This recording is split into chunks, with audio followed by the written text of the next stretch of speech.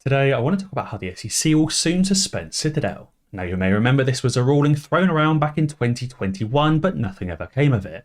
Well, today I have proof the SEC has and still suspends firms many times per year, and it won't be long until Citadel faces the same consequences. So stay tuned and let's make some money. And now I'll dive straight in with the key information. So, Rule SR DTC 2021-011 gave the DTC permission to disconnect a participant. It says pursuant to Rule 38 NIV to add a new Rule 38A to address situations in which it's necessary to disconnect a participant or third-party service provider or service bro due to an imminent threat of harm to the DTC. Now, that ruling would address situations in which the DTC determines it is necessary for the DTC to disconnect a single or limited number of participants. They would be disconnected from the DTC systems or network due to an imminent threat of harm to the DTC or the DTCC's systems. That imminent threat could be the result of a system disruption or cyber incident applicable to the DTCC systems participants.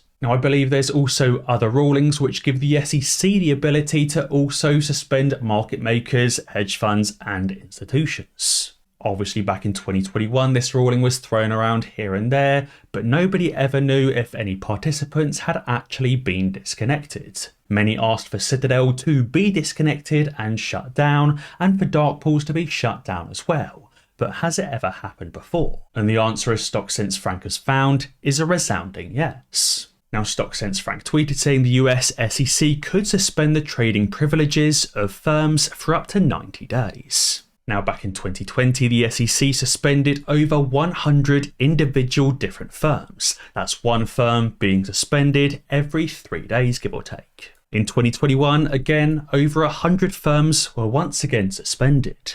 But I think you can really see when the SEC was really being paid off, and that happened in 2022 and 2023. In 2022, just 2 firms, 2 hedge funds or market makers, were suspended for the whole year.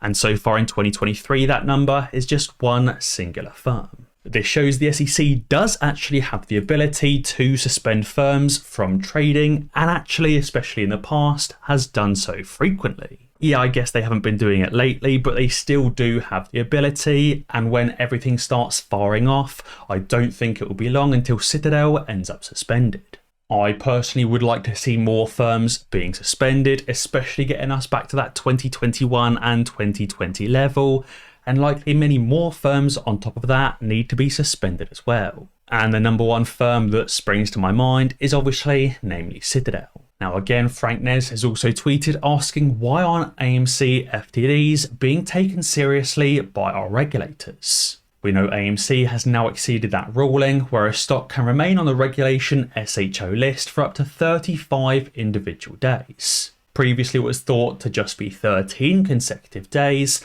but there's specific rulings that allow some market makers using their bona fide market maker exemption to remain on the regulation SHO list for 35 days. But we've had that 35-day period, we've had the 4 or 5 day liquidation margin call period, but AMC is still on that regulation SHO list. Therefore, the SEC has now officially violated the full extent of the regulation SHO rulings, but nothing is being taken seriously. Obviously, as I said, the reason why nothing has been done is because the SEC is paid off, and that's especially why they've stopped suspending firms. Hang Loose added saying it's funny how the hedge funds and the shorts can't find any shares to satisfy their failed delivers as we come up on almost 50 days on the threshold list.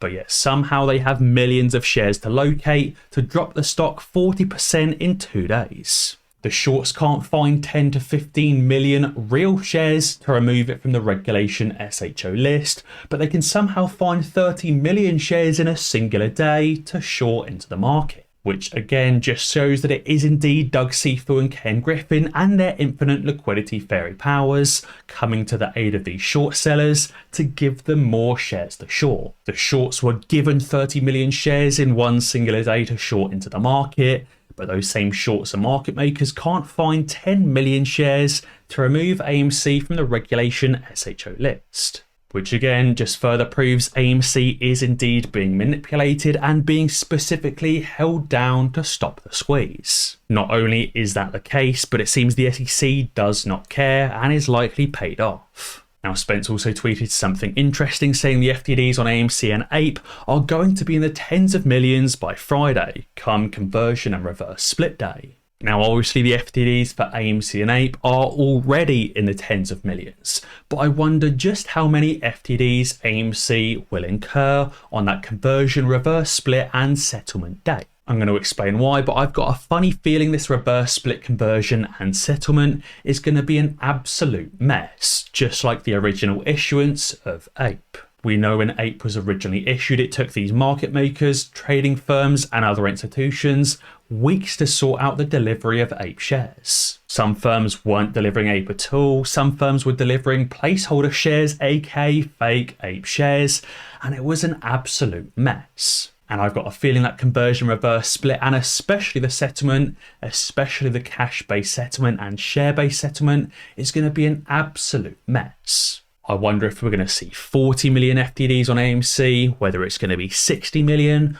or whether it's going to be 100 million FTDs in one singular day. Especially because Guardian tweeted saying two interesting notes from ComputerShare. He said, note number one, you now officially cannot purchase AMC shares on ComputerShare until after the reverse split. Note number two is the dividend payout is scheduled on ComputerShare for the 30th of August, almost a week after the actual conversion, reverse split and settlement dates. ComputerShare also have no other information on this dividend payout schedule. ComputerShare have said they're waiting on additional information from the company, but nothing further from them can be said. Again, just from these two notes, I've got a feeling this conversion, reverse split and settlement is going to be an absolute mess for these market makers and trading platforms. Now, Gavin has also tweeted saying last week, VinFast, a Vietnamese EV company, went public via a SPAC, which is a special purpose acquisition company. And he said in just a week, the company is now worth over $108 billion. The company has sold around 1,000 electric cars in Vietnam so far this year and has had to recall all of them. But this company is currently worth more than Mercedes, BMW, Ford and Rivian. In just a few days, VinFast has become the third largest EV company or the third largest car manufacturer out there. Now, to me, that just sounds like another one of these hedge funds and short sellers' massive pump and dumps to generate liquidity. That's $108 billion of liquidity these short sellers have managed to generate to obviously save their own skins. To prove that, Gavin also added saying over 99% of the shares in VinFast are owned and controlled by one single person. It seems VinFast, or whichever firm is holding all of these shares, has done the exact opposite of a ladder attack. Let's call it an escalator. They've basically created $108 billion out of thin air through laddering the stock upwards. That $108 billion has given them the cash they needed to meet their margin requirements. But it won't be long until they can no longer ladder the stock upwards until many other institutions jump on the short side of this trade, pushing the stock back down, evaporating their liquidity. We've seen it happen time and time again in DWAC, in Fun, in many of those Chinese IPO companies and many other companies out there time and time again. It seems to last them just a few days, just until some big AMC event has passed and then the companies evaporate. We saw pump and dumps on the original issuance of APE. We've seen tons and tons of pump and dumps before then and after then, and they do it time and time again. This one is obviously seemingly perfectly timed for the conversion, reverse split and settlement. I'm very interested to see what happens as a result of this reverse split conversion and settlement. It seems the shorts are currently working in absolute overtime to generate as much liquidity as possible and to create as much downward pressure as possible, trying to stop the expected squeeze. I wonder if these shorts weren't throwing the kitchen sink at AMC, trying their best to hold it down and generate pump and dump companies at the same time, whether this reverse split would actually have caused the squeeze. I'm still crossing all of my fingers and toes this reverse split does cause the AMC squeeze, but obviously we still have tons and tons of catalysts remaining. I think we'll be able to tell just how close the reverse split is or was to causing the squeeze when we see the number of FTDs on that reverse split conversion and settlement day, because I expect the number of FTDs to be in the 50 million, maybe even 100 million FTDs in one singular day territory. And again, I'm sure on that conversion, reverse split and settlement date, they won't be able to find any shares to satisfy their FTDs, but they'll magically find tens of millions of shares that they can short in one singular day to hold the price down. But ultimately, this is just the shorts digging their hole deeper and deeper and deeper, and one day the squeeze will end up happening. And obviously when that day comes, these hedge funds will be margin called and liquidated, and AMC will experience the mother of all short squeezes. But guys, be sure to let me know what you think down in the comments below. And as always guys, be sure to ding that notification bell, because that way you'll be alerted when I upload a new video. Cheers.